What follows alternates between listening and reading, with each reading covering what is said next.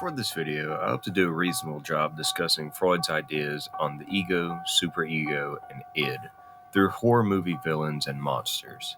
I actually had a few different ideas on how to approach this subject with the ego, superego, and id, one of them actually being a case where the id took over the superego and the ego, and it contorted the person's psyche to the max. But because I'm a huge horror fan nerd and have a bit of an obsession with some of these films, I decided it would be the most effective way to display the ego, superego, and id. Also, these are not really film reviews, they're more or less just character studies. I will be going over spoilers for the films, but I would imagine if you're watching this video, you've probably already watched the films that I'm going to talk about, so I would imagine that's not that big of a problem. And as another little side note here, I'm going to mainly be discussing films that are in film franchises. The three films that I picked have sequels, prequels, remakes, book adaptations, you name it, it probably exists. And I'm only going to be pulling from, in all cases, either the first film of the series or the first two, and that's it, because they encapsulate the original ideas much better than the sequels. I mean, for God's sake, some of these movies end up in space. That's pretty dang far from the ideas of Freud, especially once you watch the movie. So with all that out the way, let's go back to the main idea here. So the main point of this video, like I said, is to discuss the ideas of Freud's ego, superego, and id through horror characters or monsters. For each state, I'm going to pull a character from a film, and I'm going to show how that character aligns with the ideas of that said state. I'll also be pulling from Lacan, one of Freud's pupils, especially his ideas on the real and the mirror stage. At the end of each state and character breakdown, I'll also display a chart which I have named the ESEI chart, which shows, in my opinion, how each character represents the three states. Here's like a little quick example. So, with all the basics and ground rules down and out of the way, let's begin.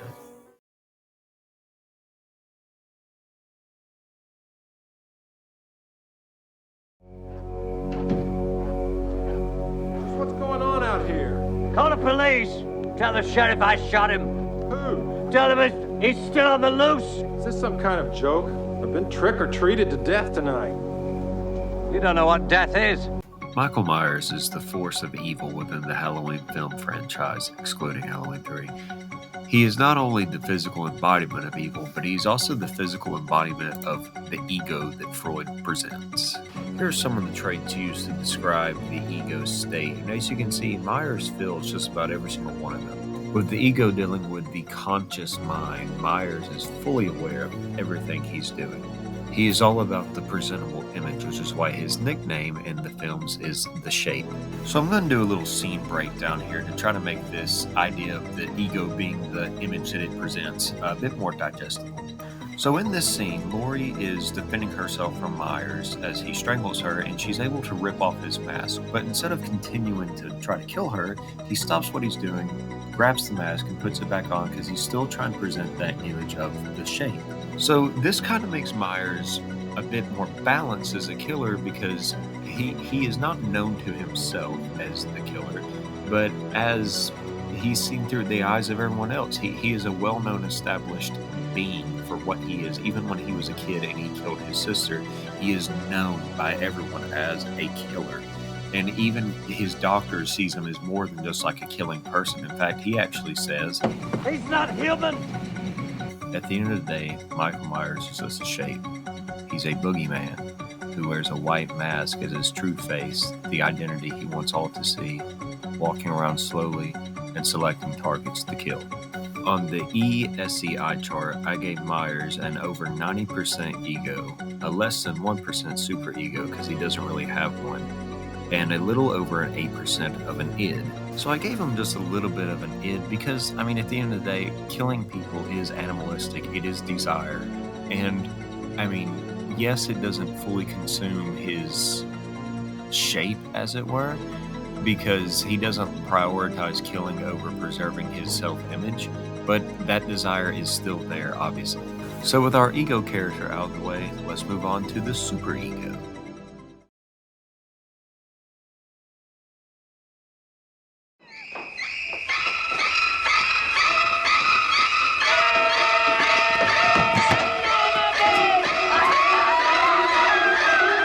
Based off Ed Gein, the Plainsville Butcher himself, Norman Bates is the ideal character for the superego. In Alfred Hitchcock's film adaptation of the book Psycho, Norman Bates' superego is his mother, Norma Bates. Norma, who was actually killed by Norman in her sleep, has taken over his mind. This is either by Norman having a byproduct of guilt, creating this idea of Norma in his head, or by Norma actually controlling him with supernatural powers. Now, if you look at these characteristics, this describes Norma to a T. She thinks she has moral superiority over Norman. She is a militaristic protector who will always be over Norman's back. She's orderly, controlling, commanding. She's extremely judgmental of the women that come around the Bates Motel, and she's also extremely sadistic. Norma not only wants to control her home, but she wants to control the motel, the entire Bates property, and especially her son. When it comes to Norma is very, very controlling. She's very sadistic, always putting Norman down, and she even keeps his room in the style of a child's. His room literally looks like something that a 6-year-old would have: a little bitty bed, toys, like children's-esque books, and even a little like toy record player. But whenever Norman's id begins to show, instead of just bargaining with it, Norma instead tries to eradicate whatever Norman's desiring and then makes him clean up the mess. Norma will also eradicate whatever is a threat to her power, even outside of Norman. This is why she kills Arbogast and why she attempts to kill Lila. And the reason I say she instead of he, because it's Norman dressed up in Norman Bates attire, is because if you watch this scene very closely, you'll realize that Norman is not moving his mouth, yet we hear Norma talking.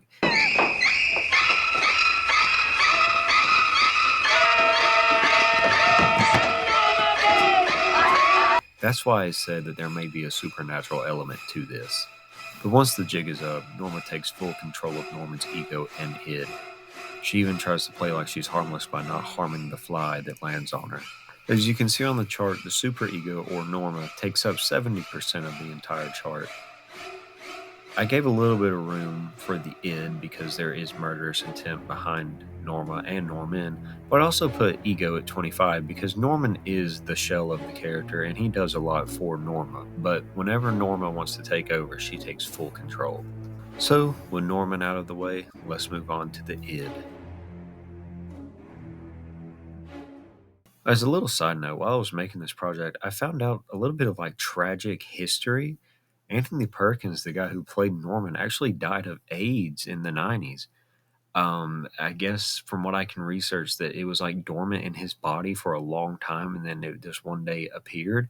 And then his wife died on 9/11, being one of the passengers on the plane that hit one of the World Trade Center towers. Like it was the most like depressing and disturbing like piece of trivia that you'll probably ever hear, but I just found it to be like interesting and sad and like freaky all at the same time.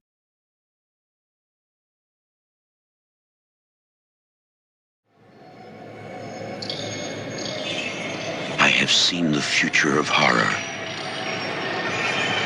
His name is Clive Barker.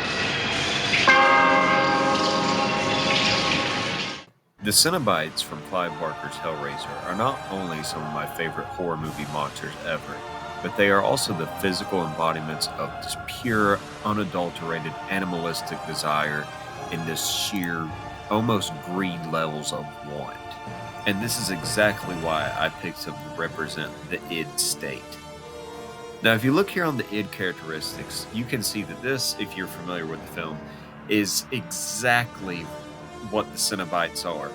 They are wanting and pleasure driven. They're aggressive. They're rational. They react on instinct. They're action oriented, especially with Pinhead and his chains. They are almost unconscious in the sense of being in touch with reality. They are sexual driven. They are hedonistic. They're everything. They are pure desire, unfiltered, whatever form you want, they are it. Now, how the lore works in the films is if you find the Lamech configuration, or as it's mainly called in the films, The box. you will receive the desire you crave. However, there's a bit of a catch to it.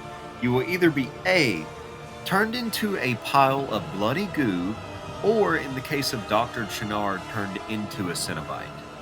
In one's turn, you serve the ruler within inside the labyrinth, within inside the box, the Leviathan, which is the god of pain and who sends the Cenobites out once the box has been solved. Now here I'm going to break a little bit of my rule of only sticking to the first two films because the three Cenobites outside of Pinhead did not have any background whatsoever until it was added later on, but I feel like I have to explain it in order for the characters to make a bit more sense. So the four main Cenobites in the films have varying backgrounds. So Pinhead, as I just mentioned, or also known as the Hell Priest, was once a British soldier who became obsessed with pain, and once he found the box, he was transformed into Pinhead. Now, the female was a nun who was obsessed with sexual pleasure, and once the box found her, she was contorted into this perverse sexual religious figure that almost doesn't show gender outside of some feminine features, but she also has her throat ripped open and held with hooks. Butterball was a glutton who could no longer be sufficed with just eating every day, and so he seeked the box to satisfy his cravings. But once he got a hold of it, he was transformed into this brutish bald oaf with his stomach cut open and held in place by hooks. And Chatter, who is my favorite of the four Cenobites, was a choir boy who spoke far too often, running his mouth about everything, especially things he shouldn't have. And once he found the box and opened it, he was transformed into not only the muscle of the group, but a scarred up face with ever chattering teeth. Now, if you open the puzzle box in these films, you will be, well, either forever changed, either physically or mentally. The Cenobites are there to serve their purpose. They're not going to think about the actions or their consequences. They are just going to do. However, there is a small catch in their work.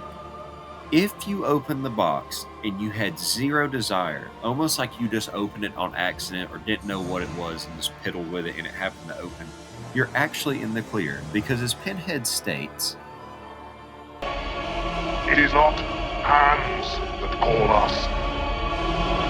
It is desire."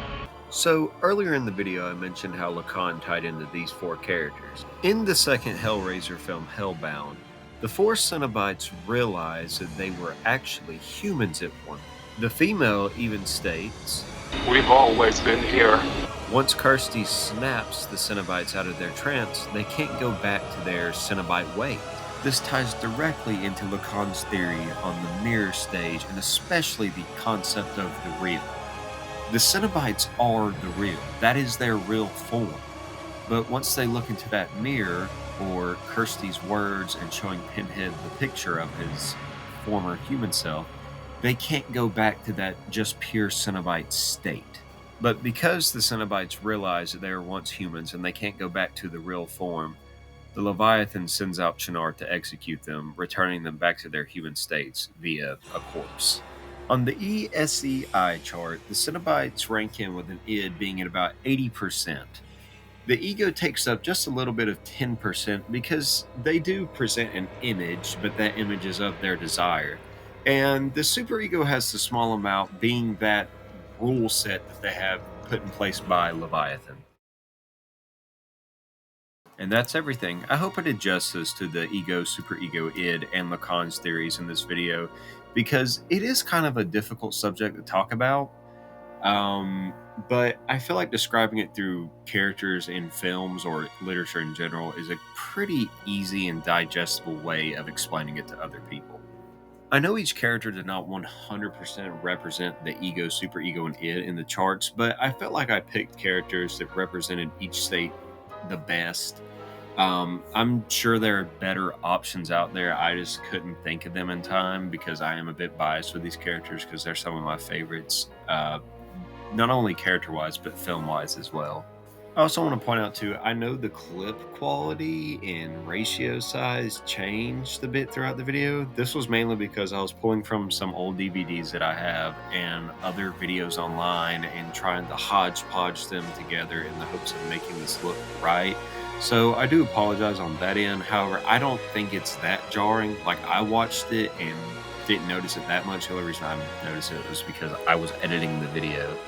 But yeah, this was a very interesting and fun project. Not only did it allow me to present on a subject I'm a huge fan of, which is horror films, and also the interesting concepts of Lacan and Freud, but it also gave me a chance to dabble in video essays, which is something I want to try to do more often. But yeah, anyway, until then,